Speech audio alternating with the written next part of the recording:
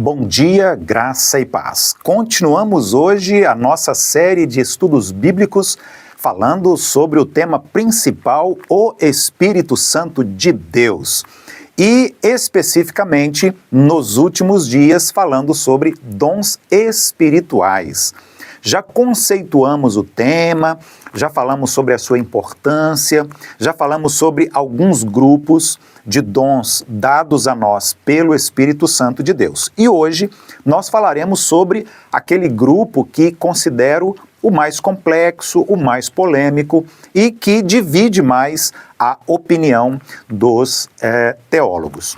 Nós vamos orar e depois vamos continuar com a nossa Escola Bíblica Dominical online, o Espírito Santo de Deus e você, dons espirituais, os dons de sinais. Oremos. Senhor, queremos nesta manhã agradecer-te, ó Deus, pelas bênçãos que o Senhor tem proporcionado a nós. Obrigado pela provisão de cada dia, o teu cuidado, os livramentos. Obrigado, Deus, porque o Senhor está sempre presente.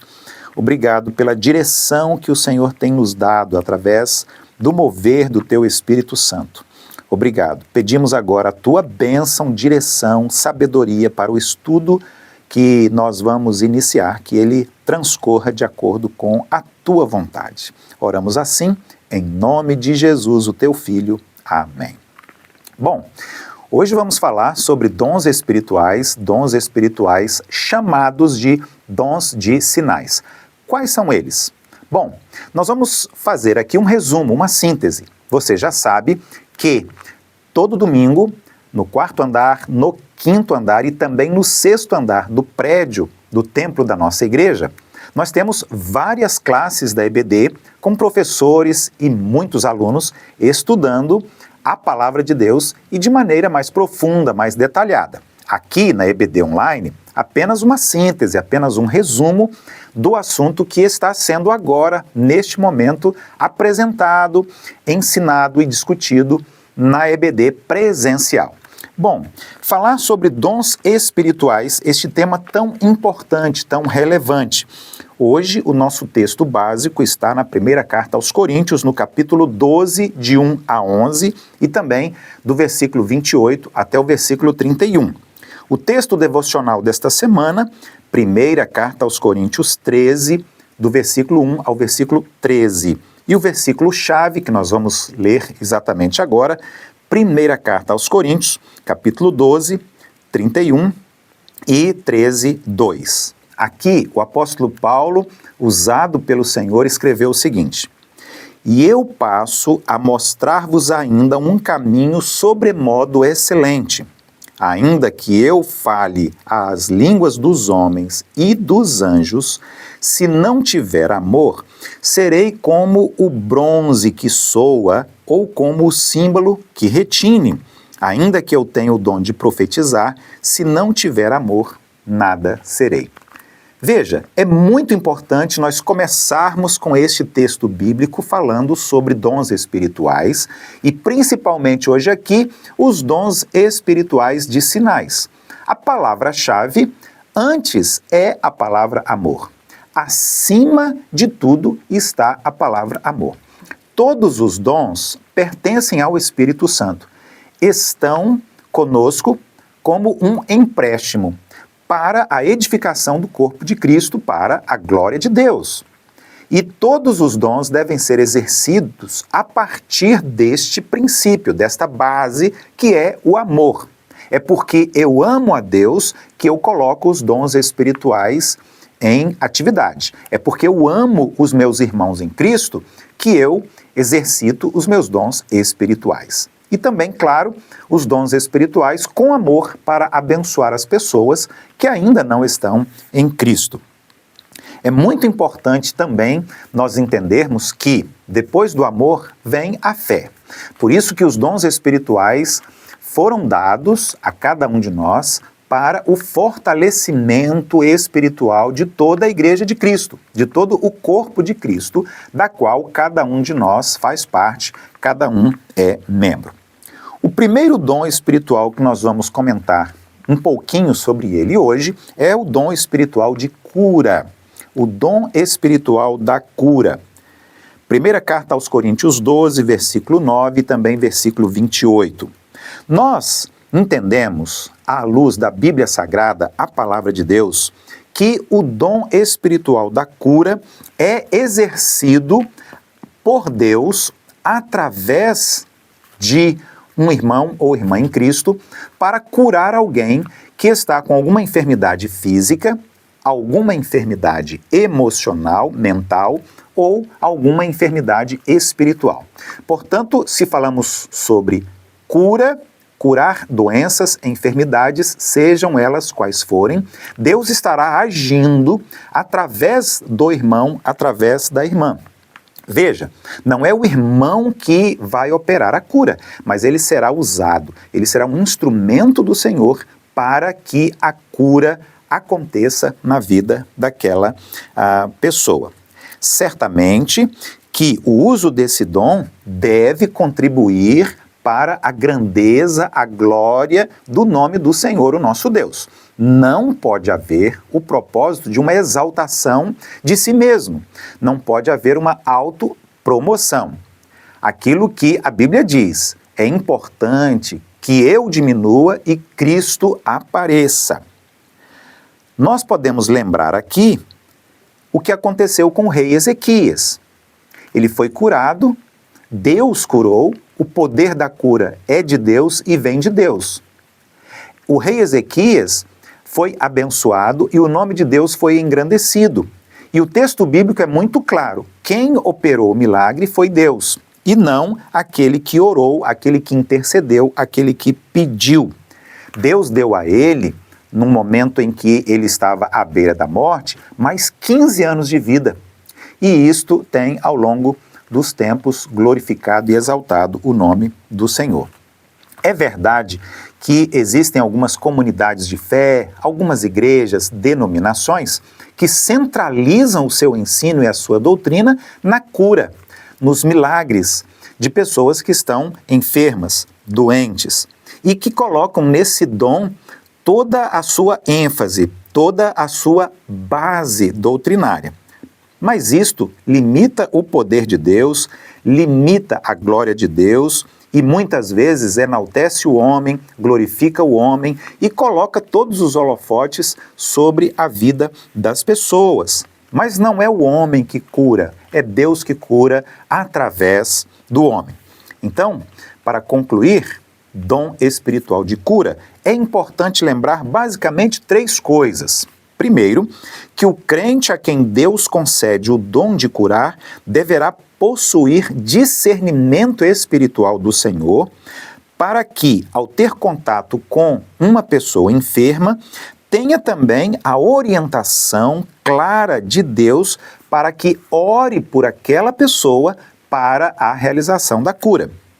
Em segundo lugar, é importante lembrar que o mérito desse feito, ou seja, da cura daquela pessoa que está fisicamente, emocionalmente ou espiritualmente enferma, todo o crédito nós devemos dar a Deus, o Senhor, não à igreja, não ao pastor, ao diácono, não para qualquer pessoa.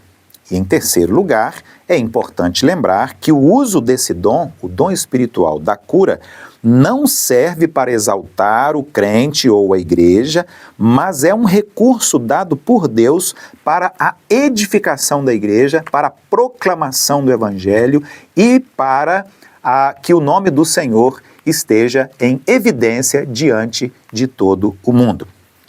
2. Vamos falar sobre outro dom espiritual de sinais. Agora vamos falar sobre o dom de línguas. O texto, primeira carta aos Coríntios 12, 10, 28 e 30 e também 14, de 1 a 40. Esse é um dom dado para que a pessoa consiga falar línguas diferentes da habitual. Ou, em outras palavras, uma capacidade dada pelo Espírito Santo de Deus para falar em línguas estrangeiras. No Novo Testamento, nós vamos encontrar 2 manifestações específicas do dom de línguas. Primeiro, e mais importante, no dia do Pentecostes. A festa judaica do Pentecostes estava acontecendo. O Espírito Santo de Deus veio descendo sobre a igreja que estava reunida. E, naquele momento, eles falaram em línguas estrangeiras, em outros idiomas. Lá em Atos capítulo 2 diz que as pessoas estavam ali, cada um do seu país, da sua nação, e eles ouviam e compreendiam. Houve ali um milagre, algo sobrenatural. Eles estavam falando em alguns idiomas e as pessoas ouvindo e compreendendo em outros idiomas. Mas nós tivemos também, na cidade de Corinto, crentes falando línguas totalmente estranhas, que ninguém conhecia, ninguém identificava, não era possível tradução. E aí, Paulo chama a atenção dos irmãos e ele diz o seguinte: todas as vezes que uma pessoa falar línguas estranhas ou estrangeiras ou idiomas, é imprescindível que tenhamos outras pessoas para a interpretação daquilo que está sendo dito. No ensino do apóstolo, ele classifica esse dom como um dom inferior aos outros, porque todos os outros contribuem muito mais para o fortalecimento espiritual e a edificação da igreja. Isso está escrito na primeira carta de Paulo aos Coríntios, no capítulo 12, no versículo 28. Paulo também ensina que o uso do dom espiritual de línguas ou idiomas deve ser acompanhado por um intérprete em culto público, limitado a 3 pessoas. Vejam só, há uma normatização aqui para este dom espiritual, e isso nós vamos ler na Bíblia, na primeira carta aos Coríntios, capítulo 14, versículo 27. Outra coisa importante que precisamos dizer sobre o dom espiritual de línguas: não há na Bíblia nada afirmando que falar línguas seja um sinal do batismo ou do recebimento ou de uma segunda bênção do Espírito Santo de Deus. O apóstolo, escrevendo aos Romanos, no capítulo 8, versículos 9, 10 e 11, afirma que quem está em Cristo, ele tem o Espírito Santo de Deus. Uma pessoa que toma uma decisão por Cristo recebe a Trindade, recebe e agora é templo onde habita o Espírito Santo de Deus. Aos Efésios, também o apóstolo Paulo vai dizer que aqueles que ouvem a palavra da verdade, o evangelho da salvação em Cristo, são selados pelo Espírito Santo de Deus da promessa. Está salvo, tem o Espírito Santo. E isto independe de falar ou não falar línguas estranhas ou qualquer outro dom espiritual sendo manifesto. Independe dos dons espirituais. 3. Outro dom de sinais. Agora, o dom espiritual de milagres. Essa também é uma capacitação dada especialmente pelo Senhor a algumas pessoas da sua igreja para a realização de feitos extraordinários, coisas sobrenaturais. Mais uma vez, como no caso do dom espiritual da cura, quem faz o sobrenatural, quem age de maneira extraordinária é Deus. E nós somos apenas instrumentos que Ele capacita. Somos apenas instrumentos nas mãos de Deus para a realização daquilo que chamamos de milagres. Observamos que nas histórias da Bíblia Sagrada, em várias oportunidades, homens e mulheres de muita fé e submissão a Deus foram instrumentos para que milagres acontecessem. Milagres aconteceram no Antigo Testamento, milagres aconteceram também no Novo Testamento, Deus usando a vida de algumas pessoas para realizar coisas extraordinárias. Poderíamos ilustrar aqui citando várias experiências que teve Moisés, por exemplo, quando Deus, através de Moisés, abriu o Mar Vermelho. Outro também, Elias, o profeta Elias. A Bíblia diz que ele orou e que caiu chuva do céu. Deus respondeu, realizou aquele milagre sobrenatural. Josué orou, o sol parou, e quando a igreja primitiva orou e Pedro foi liberto da prisão também, nós consideramos um milagre porque foi um feito sobrenatural. O que aconteceu ali não foi natural, não foi comum, foi algo extraordinário. Vamos concluir hoje esta lição sobre dons espirituais de sinais, deixando alguns questionamentos práticos para você pensar, para você raciocinar, para você meditar. Primeiro, somos submissos e inteiramente confiantes no Senhor, o nosso Deus, para que Ele nos conceda, de fato, poder para realizar sinais, maravilhas e prodígios? Eu vou repetir. Somos submissos e confiantes em Deus a ponto de merecermos a confiança dEle para sermos usados na realização de sinais, prodígios, maravilhas? 2. Temos considerado as determinações bíblicas que devem acompanhar o exercício de todos os dons espirituais? Ou estamos vendo na nossa própria experiência pessoal como algo que está acima até do ensino da Bíblia? É importante. Não aquilo que eu penso, mas aquilo que a Bíblia diz. E em terceiro lugar, uma última pergunta. Reconhecemos que os dons espirituais de sinais, assim como os demais dons, devem ser para exaltar e glorificar o nome do Senhor? Ou será que nós estamos buscando autorrealização, autoaceitação e autoglorificação? Precisamos sempre considerar a máxima do amor, da fé e também da humildade. Deus abençoe você, Deus abençoe o seu lar, a sua casa, a sua família. Até o próximo domingo, se Deus permitir, com mais uma EBD Online.